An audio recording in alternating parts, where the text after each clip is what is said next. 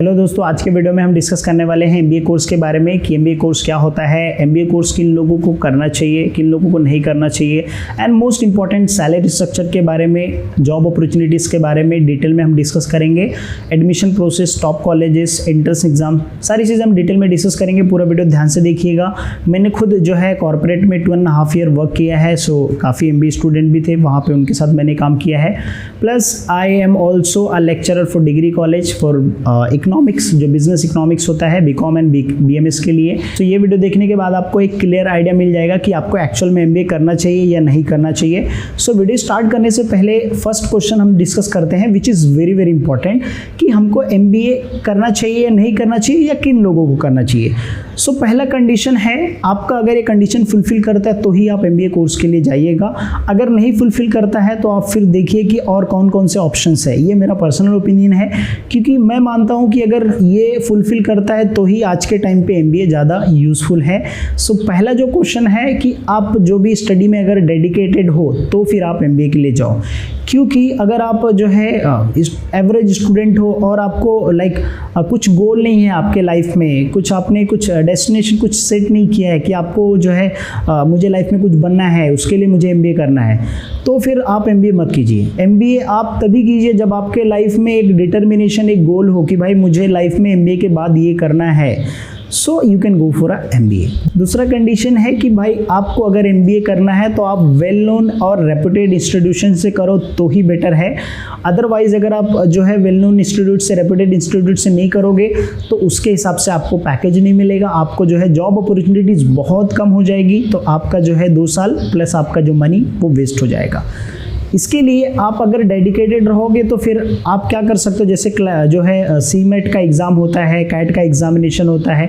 अगर आप बाहर से एमबीए करना चाहते हो तो उसके लिए जीमेट का एग्जामिनेशन होता है। तो जितने भी एमएससीटी एग्ज़ाम होता है महाराष्ट्र में, इवन बहुत सारे कॉलेज जो है खुद का एंट्रेंस एग्जाम्स कंडक्ट करते हैं। सो अगर आपको जो है एंट्रेंस एग्जाम में अच्छे मार्क्स, अच्छे कॉलेज चाहिए तो अच्छे मार्क्स स्कोर करने पड़ेंगे। कट ऑफ जो है आपको जो है एटलीस्ट 90 स्कोर करना होगा।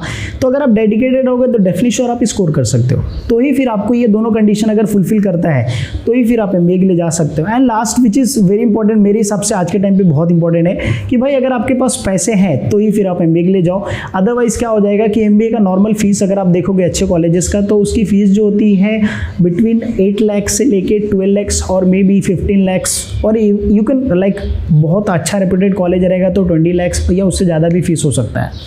सो एमबीए जो है एक ऐसा कोर्स है जो बहुत अच्छा कोर्स है, लेकिन इसके करने से पहले आप ये 3 क्वेश्चन अपने आप से पूछ लेना।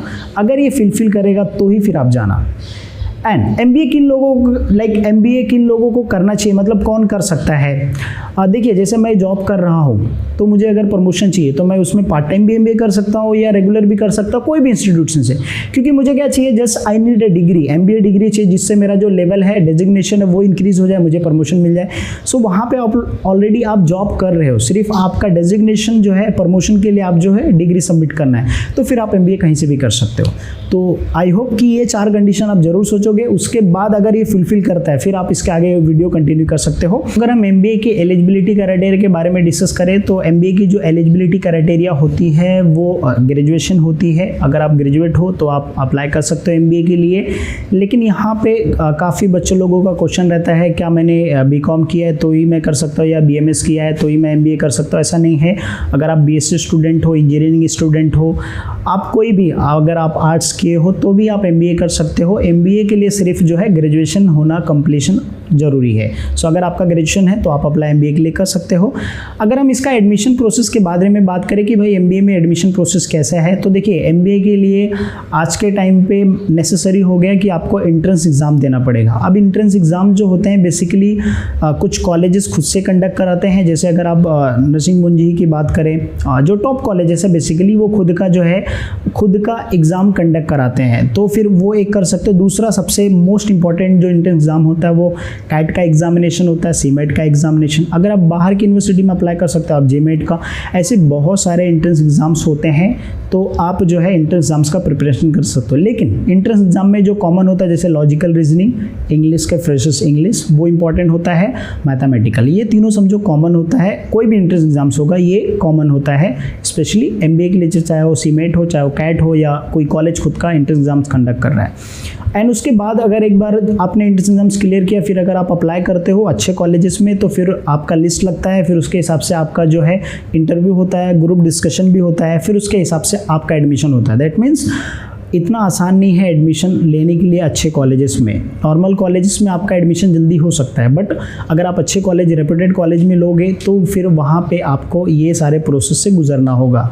कैट में अच्छा रैंक होल्ड करना पड़ेगा, या सीमेट एमएससीटी में अच्छा रैंक होल्ड करना पड़ेगा। फिर उसके बाद जो है जब आपका एडमिशन होगा तो वहाँ पे आपको जीडी ग्रुप डिस्कशन होगा, फिर आपका पर्सनल इंटरव्यू होगा, फिर उसके बाद ही जो है आप कंटिन्यू जो है एडमिशन आपको मिलेगा। अगर हम उसके बाद सब्जेक्ट्स की बात करें कि भाई कौन कौन से सब्जेक्ट्स होते हैं, तो बेसिकली मैनेजमेंट सब्जेक्ट्स होते हैं, जैसे ह्यूमन रिसोर्स मैनेजमेंट होता है, मार्केटिंग होता है, फाइनेंस होता है, रिटेल मैनेजमेंट होता है, बिजनेस लॉ होता है, अकाउंट सब्जेक्ट्स होते हैं, मैनेजमेंट अकाउंटिंग होता है, तो ये सारे सब्जेक्ट्स होते हैं। इसके अलावा सबसे बड़ा क्वेश्चन ये होता है कि अगर आपको एमबीए करना है तो पहले 3 फील्ड था, लाइक एचआर था, मार्केटिंग और फाइनेंस, ये 3 फील्ड था। ये तीनों फील्ड में जिसको जैसे आपका चॉइस के हिसाब से जो है फाइनेंस में चले जाइए, मार्केटिंग में चले जाइए, या एचआर में चले जाइए, आपके हिसाब से डिपेंड जो होता है आपका प्रेफरेंस के हिसाब से। लेकिन आज के वक्त में जो है एमबीए जो होता है बहुत सारे अलग अलग जो है कोर्सेज में, जैसे MBA in retail management, MBA in sport management, MBA in digital marketing, so ऐसे बहुत सारे वैरायटीज आप ऑप्शंस आपके पास अवेलेबल हैं। तो आप अपने स्किल के हिसाब से क्या कर सकते हो, एमबीए कर सकते हो। सिर्फ आपको क्या करना पड़ेगा, एक अच्छा well known institute find out करना पड़ेगा।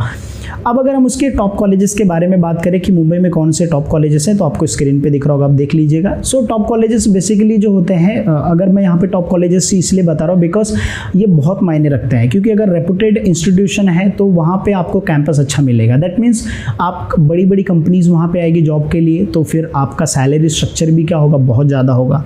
सो इसके लिए जो है आपको सीखने के लिए स्ट्रक्चर जो है वहाँ पे अच्छी सारी चीज़ें मिलेगी। बट एक चीज़ कॉमन मिलेगा, जैसे नॉर्मल सब कॉलेज में स्टडी होता है वैसे वहाँ पे भी होगा, लेकिन डिफरेंस ये हो जाता है कि वहाँ का जो डिलीवरिंग ऑफ लेक्चर है, जो वहाँ का एक्टिविटीज़ है, उससे आप अपनी स्किल्स इन्हांसमेंट कर सकते हो। एक चीज़ हमेशा याद रखिए, जब भी आप एमबीए कर रहे हो तो कोई भी कॉलेज से अगर आप कर रहे हो, कहीं से भी कर रहे हो, आप वो 2 साल का जो ड्यूरेशन होता है एमबीए का कोर्स, 4 सेमेस्टर होते हैं, उस 2 साल के अंदर आप क्या करते हो, क्या अपने अंदर स्किल्स बिल्ड करते हो, उसके ऊपर डिपेंड होता है आपका कितना सैलरी स्ट्रक्चर होगा। हम future scope and job opportunities के बारे में डिस्कस करें तो एमबीए कंप्लीशन के बाद जो है आप जो फाइनेंशियल सेक्टर्स में आप वर्क कर सकते हो, या खुद का जो बिजनेस जो है स्टार्ट कर सकते हो। और मेरा यही सजेशन है कि अगर आपको एमबीए करना है तो आप एमबीए करने के बाद आप खुद का बिज़नेस सेटअप करने का सोचिए, क्योंकि अगर आप खुद का बिज़नेस सेटअप करोगे तो आप सैलरी जो है 2 लाख 3 लाख आपको मिल सकती है पर मंथ में, अगर आप अच्छे कॉलेज से एमबीए करोगे। लेकिन अगर आप खुद का बिज़नेस जो है अगर सेटअप करोगे तो आप 1 महीने का 3 लाख की जगह पे 10 लाख भी अर्न कर सकते हो, प्लस आप बहुत सारे लोगों को काम दे सकते हो, रोजगार एम्प्लॉयमेंट बढ़ा सकते हो। तो इससे देश में आप कंट्रीब्यूशन भी जो है, कंट्री के लिए आप कंट्रीब्यूशन, इकोनॉमी के लिए कंट्रीब्यूशन भी कर सकते हो। सो आप बिज़नेस सेटअप करने का, इसके अलावा भी ऐसे बहुत सारे जो है आपके पास ऑप्शंस रहेंगे जहाँ पे जो है आप जॉब कर सकते हो, ऐसा नहीं है। और मेरा ये भी सजेशन है कि भाई आप खुद का अगर बिज़नेस सेटअप करना चाहते हो तो आप 2 साल पहले वर्क कर लीजिए जिस फील्ड में आपको बिज़नेस स्टार्ट करना है, चाहे वो ऑनलाइन बिजनेस हो चाहे ऑफलाइन बिजनेस हो, और फिर उसके बाद जो है आप अपना खुद का बिजनेस स्टार्ट कीजिए। अगर हम सैलरी स्ट्रक्चर के बारे में डिस्कस करें कि एमबीए कंप्लीशन होने के बाद सैलरी कितनी होती है, तो मोस्टली सभी स्टूडेंट जो एमबीए करते हैं उनके माइंड में ये होता है कि मेरी सैलरी एमबीए के बाद जो है 50,000 या जो है 1 लाख हो सकता है, 80,000 70,000 या 2 लाख ऐसे सैलरी हो गई। बट मैं आप लोगों को एक चीज़ क्लियर कर देता हूँ कि कभी भी जो कोई भी कोर्स अगर आप करते हो तो कोर्स कभी ये डिसाइड नहीं करता है कि आपकी सैलरी कितनी होगी। आपका जो सैलरी है वो आपका स्किल डिसाइड करता है। मतलब आपके पास कितना स्किल है, आप कितने टैलेंटेड हो, कैसे आप जो अपॉर्चुनिटीज़ को ग्रैब कर सकते हो वो डिसाइड करता है। आप ऐसा मानिए कि कंपनी, अगर बहुत बड़ी बड़ी कंपनी अगर आपके कॉलेज में आती है तो आप जो फर्स्ट राउंड में ही अगर फर्स्ट कंपनी जो अच्छा है वहाँ पे अगर क्लियर कर लेते हो तो वहाँ पे आपको अच्छा पैकेज मिलेगा। अगर आप फर्स्ट कंपनी में, सेकंड कंपनी, थर्ड कंपनी में नहीं, फोर्थ कंपनी में अगर करते हो तो उसके हिसाब से आपका पैकेज भी कम होता जाता है। सो इंटरव्यू क्रैक करना बहुत जो है इंपॉर्टेंट होता है एमबीए के बाद। तो अगर आप अच्छे अप्लाई करते हो, अच्छे जो इंस्टीट्यूट में, अच्छे ऑर्गेनाइजेशन में, अच्छे एमएनसीज में, तो आपकी सैलरी बहुत ज़्यादा होगी। बट मेरा यही सजेशन है कि भाई आप पहले 2 साल एटलीस्ट वर्क कीजिए, फिर उसके बाद जो है आप स्टार्ट कीजिए। अगर वीडियो लास्ट तक देख रहे हो तो एक और अच्छी टिप्स जो आपके लिए बहुत यूज़फुल होगी, अगर आपको सच में एमबीए करना है और आपका पहले से डिसाइड हो कि हाँ मुझे एमबीए में एचआर में करना है या मार्केटिंग में, खुद का बिजनेस के लिए मुझे सेटअप करना है, तो मैं आपको बोलूँगा बिजनेस के लिए सबसे बेस्ट स्टडी जो होती है वो बीबीए एंड बीएमएस, ये सबसे बेस्ट होता है, जहाँ पे आपको एक समझिए 50% जो होता है एमबीए का पूरा सारी चीज़ें यहाँ पे सिखा दी जाती है, वो भी अगर आप अच्छे कॉलेज से करते हो तो। ये करके फिर आप जो है एमबीए कीजिए, डेफिनेटली श्योर आपके लिए काफ़ी यूज़फुल होगा। सो आई होप कि ये वीडियो आपको अच्छा लगा रहेगा। अगर आपको वीडियो अच्छा लगता है तो जरूर एक फीडबैक कमेंट सेक्शन में दीजिए। पूरा वीडियो देखने के लिए thank you so much guys for watching video.